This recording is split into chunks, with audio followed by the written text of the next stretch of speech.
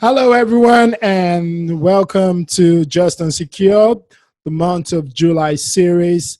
Thank you all. Today, we're just going to go through briefly the July news, and also our hot topic for today is API security. But before we go ahead, we just want to thank everyone who subscribed to our channel, and also don't forget to subscribe yet again. Yep, click that button right there to get the latest news from us, and every time we shoot a video, you will be notified. Thank you all. Let's go straight into it.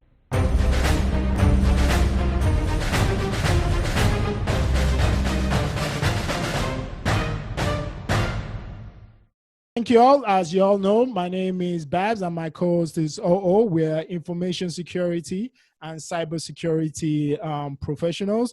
We just basically like to talk about information and cybersecurity and things that relate to Africa and can enhance information security and cybersecurity within the African space. And like I said earlier, before the introduction, is we have great topic to you, which is API security, as well as some hot topics or hot news, should I say, of what happened in the month of July. So I'll let Yems kick us off with the first topic of the month.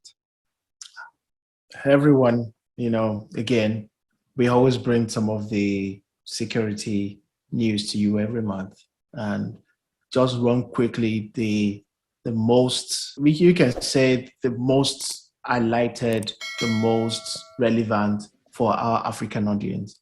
And one of them is Microsoft. Microsoft print spooler issue has been around, but beyond that, this is the month where we have the largest release of patches. Patch Tuesday, the largest ever that you can ever think of, was released in the month of July. And this talks about the complexity that we have already, that even the patches that have been released every Tuesday, the IT have not been able to catch up in implementing them and patching the system. Now you have so much of them. And these are not ordinary vulnerability. These are vulnerability that has to do with remote code execution, Microsoft DNS issues, and what have you. And the one that I've caught everybody that have been patched and patched and patched again, but yet not fixed, that is the one that has to do with Sprint Spooler. So that has been patched once, twice, and if you remember in our last episode last month, they said, oh, patches was released for it, but that never fixed it. So, and why? I can say, Babs, this might not be fixed. I'm sorry. I don't think so as well. Even like you rightfully said, Microsoft released lots of patches in July, and like even you notice most of the most attacks so far, not even just for Microsoft, generally has been in July, recorded attacks as well. So, well, it's something that Microsoft and the rest of the cybersecurity world would have to, get a hold of and try to fix things. Yeah. So, if you can. That's just before you close that, if you can do something about the print nightmare issue, whether you can disable your print spooler if you're not using it, but I doubt that you are using it. Other thing that you might probably do is to see how you can whitelist printers and just close the rest. Then that would be a mitigation to put in place. But it's still a lot of issues that we have to do, and don't expect it to be fixed, really, because it's functionality to security. So which one will you choose? So it's inherent, but that's a topic for another day. Let's go to the next one.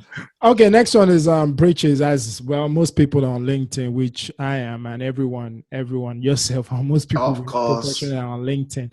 LinkedIn breaches reportedly exposes data of 92% of users, including infed salaries. That means that they were able to kind of the breaches guess the kind of salaries everybody is on, based on the fact that the hackers that were able to get the data are available on the dark web.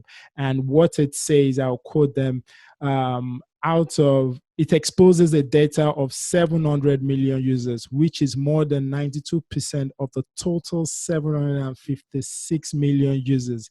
The database is for sale on the dark web with records including phone numbers, physical address, geolocation data, and inferred salaries.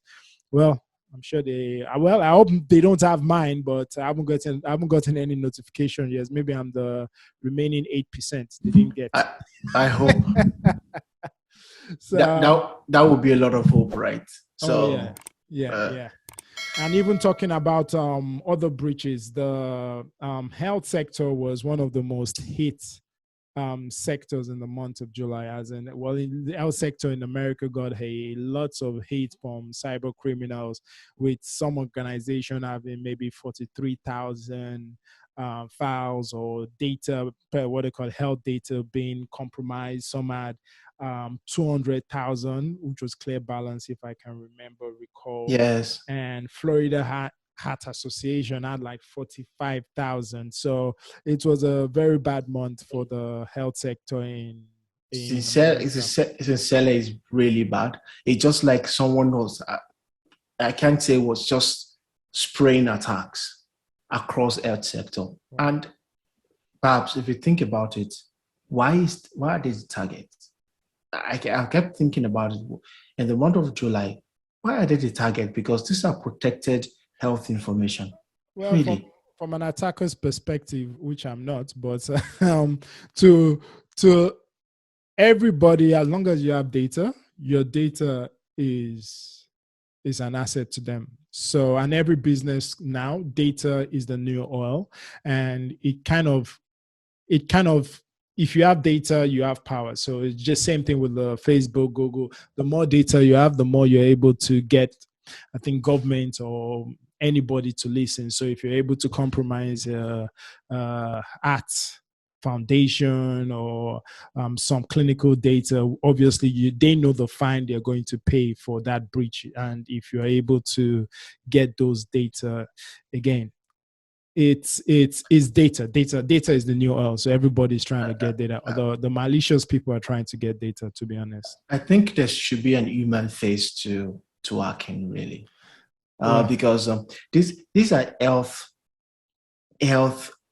record of individual. But again, what fetches more money nowadays rather than data? And this is to our audience. You need to take your data seriously. In fact, one of them. I just want to say before you conclude on your thoughts, sorry for cutting you off. Security should be a layered defense, and even that it should be a continuous process. The fact is, most people get complacent once they get a certification that they're doing things right. So, EPA.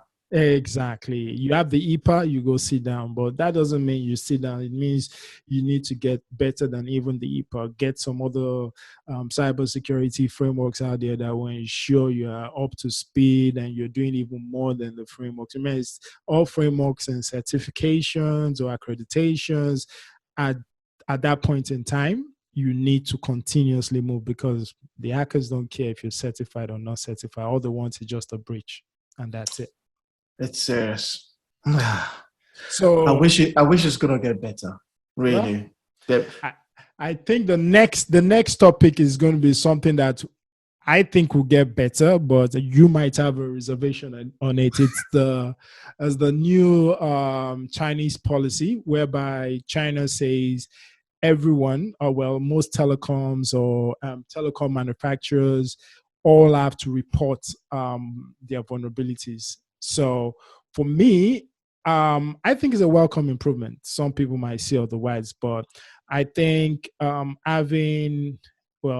people might shoot me for this, but I might be one of them. But I personally think that if you have a strong institution that says, okay, if you find a vulnerability and you need to report it on a platform whereby the government can know about it and basically ensure that the citizens and everybody else is protected by that, I think it's a welcome development. That's my own perspective on that. I don't know. What's your thought? My thought is simple, right? It's just a base of trust. Most governments nowadays are active in nation attacks. Mm-hmm. So whether you call not only China, uh, whether you call US, whether you call Russia, where you even call, and even in this month, you remember Pegasus. So Oh yeah, definitely. so that means governments are actively doing something. So now you're saying whenever you get vulnerability, report it to me first. Come on. It's just like you're harming me. Yeah, well, again, that's why I said that it can be seen in every coin has two sides. So you could see that the government wants to be aware, and you could also say the government wants to ensure that its infrastructure is secure. Because if you inform the government first, the government is going to take care of that vulnerability and make sure nobody else is using it maliciously. I can put it this way: it's the same within the American space where there's a body, I've forgotten the name of the body, that you need to national that you need to report vulnerabilities. Yes. And even I know like Microsoft, they have like bounty programs whereby if you discover vulnerabilities, you kind of report it and give them, and you get some money. So the difference is the same concept, is just that it's a different approach. Just like in China, you report it to the government. If you don't report it to the government, government is, exactly. So governments already have a lot of hold. I would rather prefer something open, but at the same time, it has been abused. So I understand what China is doing, just to be on the fair side with them as well. That's not what they're trying to do. They're trying to say, yes, we want to control this, but at the same time, I don't trust any government that want to take hold of vulnerability and then want to tell the organization how to fix it. No, let it be open and let them fix it urgently. If not, if the government is in control and are jailing guys, then it's a different thing entirely. So some guys will stop disclosing it; they'll start hiding it, right? Yeah, absolutely. So another one for the month that I think we should quickly just talk about is we cannot ignore it, which is the Kaseya ransomware attack, the VSA. That went for a long time. And again, that talks about third party vulnerability. So also their development pipeline, patching pipeline was compromised. And then those guys used that to attack over 1,000 companies. If you don't know Kaseya is more like helping those guys that we call managed service provider to use remote access tools to manage your environment. They're very good tools. So, but being compromised in the pipeline is also a big risk that has happened. But the good news at the end of the day was towards the end of July, they were able to get a universal decryptor. Yeah, we spoke about that because they got out of the blues. They got a universal decryptor. Okay. So I thought we spoke about the Kaseya because the vice president didn't want to disclose how they got the key, but maybe it's okay. Maybe it's something else. But yeah, I do know about the something else. So they got it through MSoft, a company that is focused, but nobody knows how even MSoft got it. But Revo disappeared. Yeah, exactly. So a lot of political, nobody knows. Well, let's don't go into that. Let's go straight into the hot topic of the day, which is API security.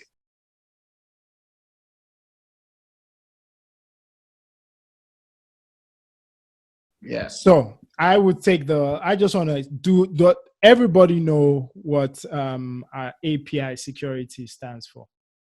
Well, it's called Application Programming Interface and provides a way for app developers to call information from outside sources into the application they build. An example is a travel app, which we mostly all use, which uses a web API calls to pull in availability and pricing information from various hotels, airline, cruises, tower, car rentals, and other just think about Airbnb or any car rental services. Everybody within e-commerce, directly or indirectly, all use API. So what we're looking at today is focusing on the security.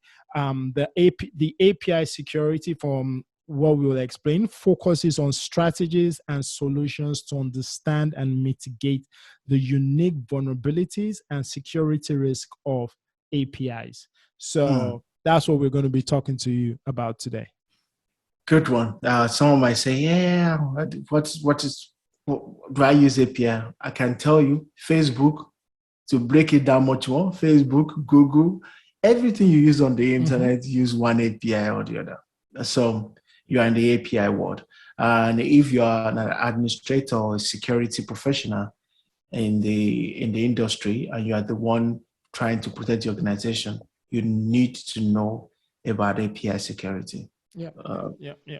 I agree. But what are the potential? What are the potential risk of for API? What would you point out? One of it is, of course, API gives people outside of your organization access to your core application and most likely your data. And then the infrastructure is another thing entirely, because API can actually give from the application layer to the infrastructure layer. So also in trouble in that. So indirectly, anybody within the e-commerce, or not just e-commerce, that deals banking, with API, everybody is not immune to API security threats. And that is what everyone should focus on. So the key areas for me, I always say, there are key areas we look at in security. And from an API perspective, I would say one is inventory. Know what you have. If you don't know what you have, you don't know what to secure. Absolutely. I tell everyone, like anybody, most of my mentors, I tell them the first thing in security is always know your assets. Know your asset, know the owners, so you know who to talk to, how to secure it, and who is responsible. You will be accountable and sometimes responsible, but you need to be able to talk to the owners of the assets. And also the programmers. Yeah, exactly. Again, inventory. Do you have any other one that comes to your mind? Authentication and authorization. Proud to now that a lot of organizations are now implementing such. Before, it's just open. So I know back then some people would just open up the Java API, the WSDO, and then they just say connect to it. Yeah, you don't need to authenticate; it's there. And authorization, who needs to see what? Because that opens up a lot of your data. Don't forget that every API calls some level of data or services. Another one that comes to mind is, I would say, simplifying access control. I think access control for me is the baseline or your entry point. So most people tend to complicate it, but I always say, look, simplify it. If you simplify what needs access to where, if it's read, if it's write, if it's read, write, document, know what needs what. And if you have that simplicity in place, it makes your API, your authorization and the authentication, you said, easy to manage and easy to provide some form of access control, like the matrix itself. So for me, access makes simplifying your access control, not just having an access control, but simplifying it to allow you understand. Don't overbloat it, don't overcomplicate it, is my own my third key areas. Any other? Yeah, what I will also say on top of that is whitelist and do role-based. So if you club together to say, for example, perhaps I've mentioned read access, write access. So how many of those people can do that? So, and whitelist those guys instead of creating a list of, I'm doing a blacklist and don't come from whitelist. Don't say don't come from. Say Babs can come, Olayemi can come. Hey, those are the guys that you know. So automatically able to block other guys.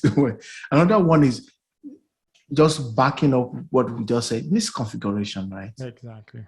Be sure that you are not leaving the default on. Sometimes we just leave the default. We are too lazy. We just want to deploy and work.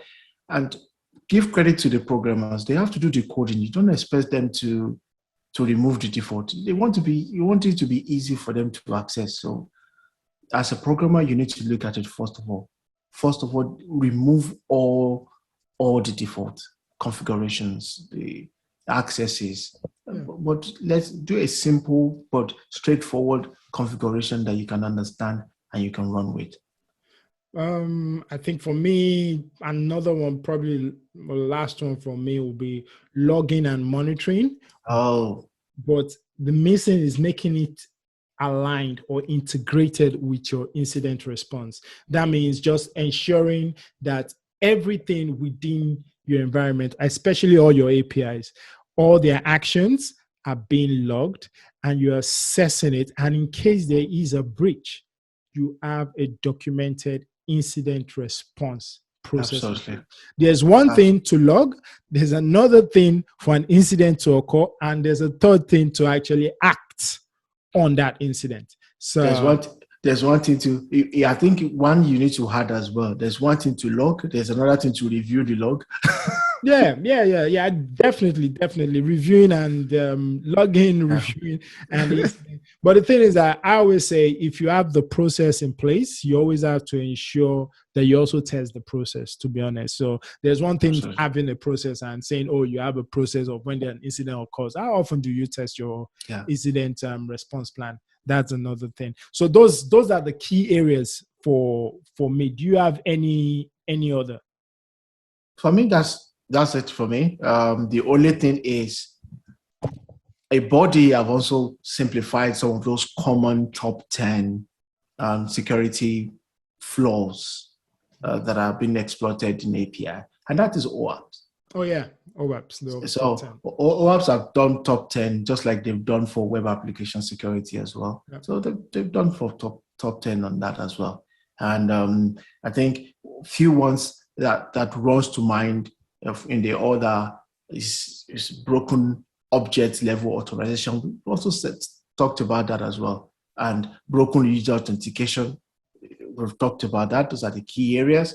Excess data exposure, because whether you like it or not, all API calls have to talk with data, because it's actually data that's been pulled in and out. And some of these are even critical data like PII or what you call P2, personally identifiable information. So lack of resource and rate limits, like this is how much you can go, this is how much data you can get.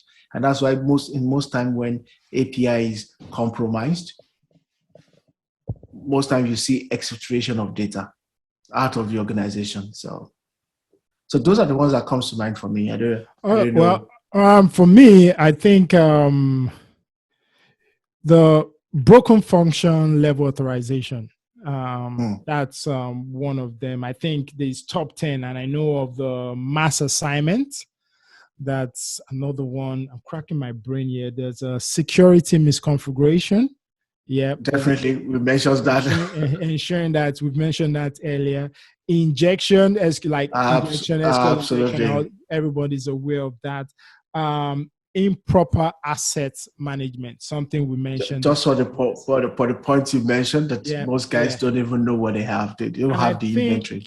I think the last one is also the last one I actually just talked about, which is insufficient logging and monitoring. So the API, the OWASP API top 10 kind of highlights the top 10 API security things that every security professional should kind of look out for. And it would be advised for everyone to, go through every single things they've mentioned and look at the mitigation around it. Most of them, like we just earlier discussed, have different ways and different mitigations. So there's some that you need to just understand your API keys. You need to have your authentication in place. Again, it all depends on the security profession and your level of competence, but there's a mitigation in place that you can use to address most of the API threats or risk being highlighted from the OWASP. OWASP gives a very good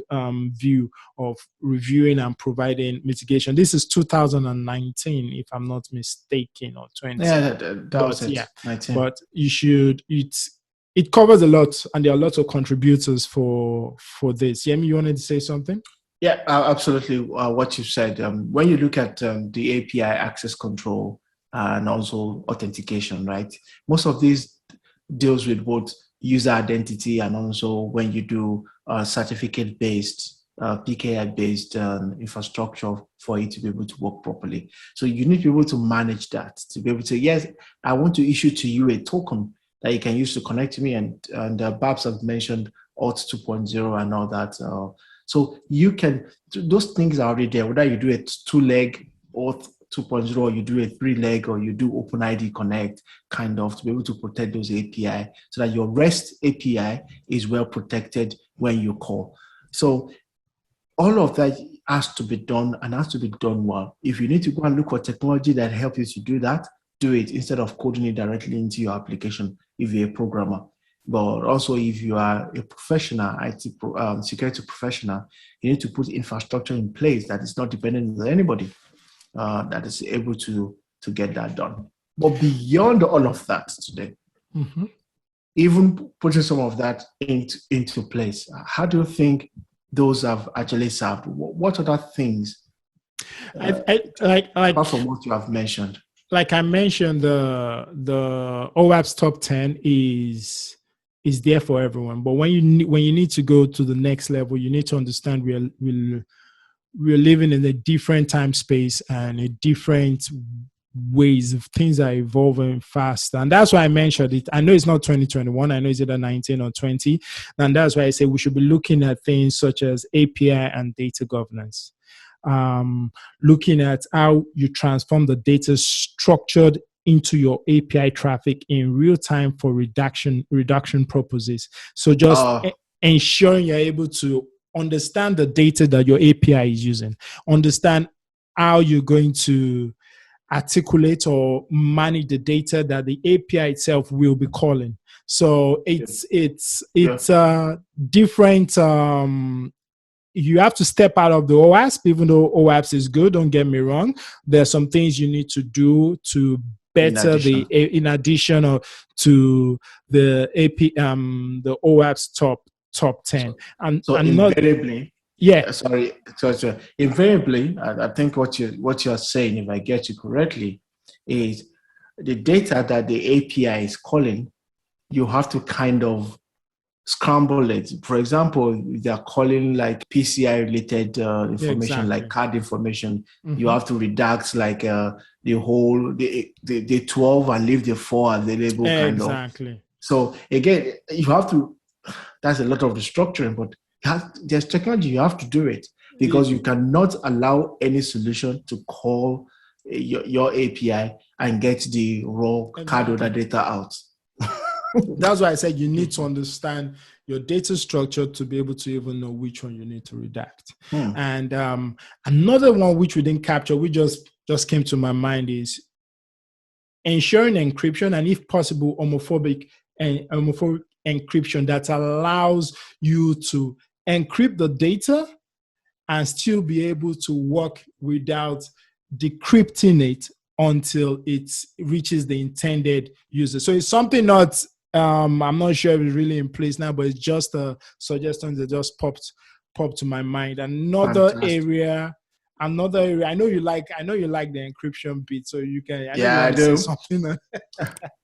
I do. Definitely spot on. Please go on to the next one. You said it. So the next one, I think, well, again, another one would be behavioral and analytics, being able to understand how your network operates and being able to understand how the API should behave to a data without you physically or manually programming it. So once you program your API should understand what it should do, even if it is not being programmed yet to do that. That is what we call AI intelligence as well. Absolutely. So I think I agree with you. One of the things that's in the sector right now that is working more is that automation in which you are able to analyze behavior.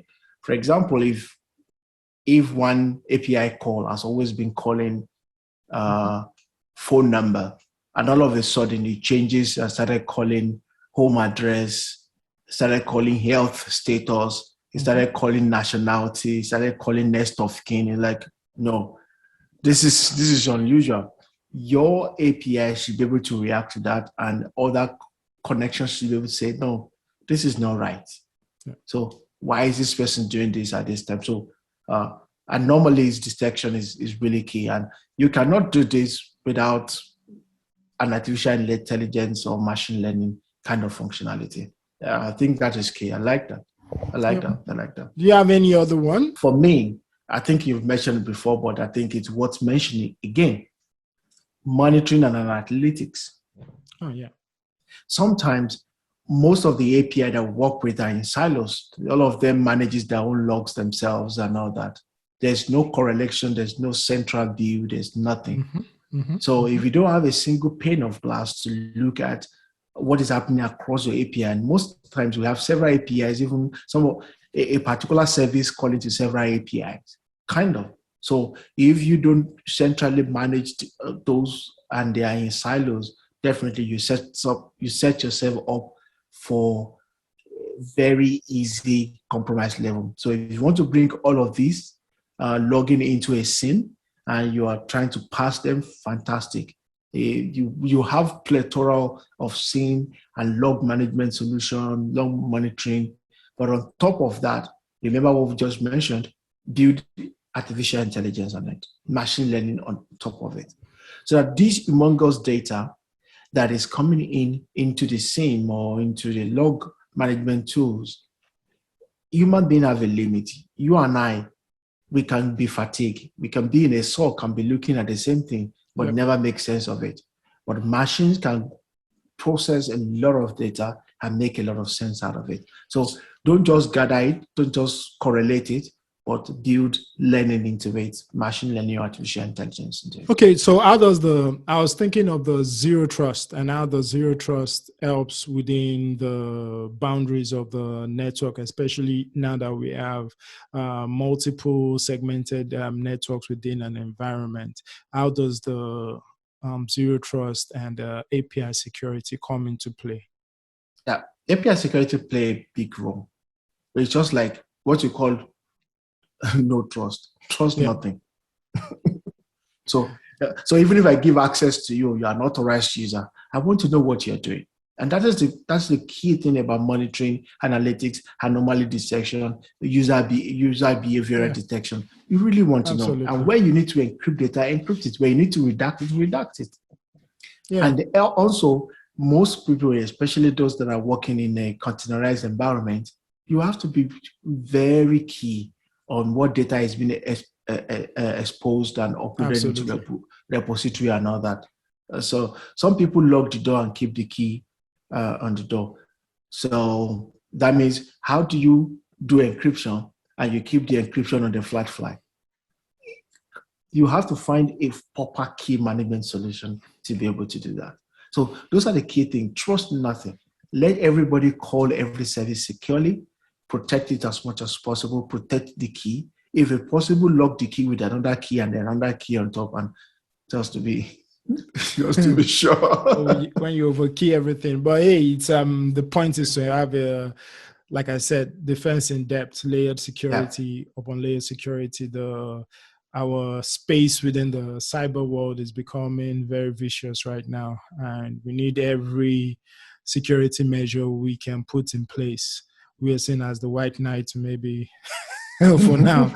So yeah, it's a good way to round up. And if there's anyone that wants a particular topic, we'll be giving you topics end of the month and for the month more coming next week. But please, as I say, don't forget to subscribe.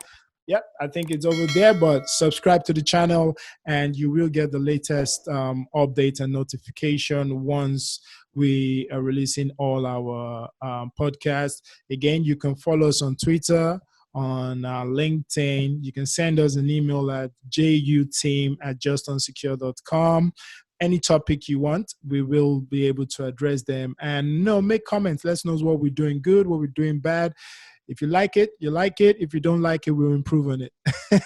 Absolutely. Do you want to say anything else? Yeah, and for those guys who probably just stumbled on our video and thought, oh, I wish I can get this in an audio version. Yes, definitely, you can get an audio version. So we have it on Google as well, Google Podcast. We have it on Apple Podcast. Then you can also go to Spotify. We are on most of those platforms, so you can just download, subscribe on those level as well, and just listen as you go and you do your stuff. So we try to bring a lot of visual into our explanation. Let us know if you have questions. Please send it to us. juteam@justunsecure.com. juteam@justunsecure.com. So just put in, and also if you are on the YouTube channel, you can also post your question on there as well as your comment, and then we'll attend to that. Thank you so much for joining, and we hope to bring you some other topics some other time. Peace. Take care, guys. Bye. Have a great day. Bye.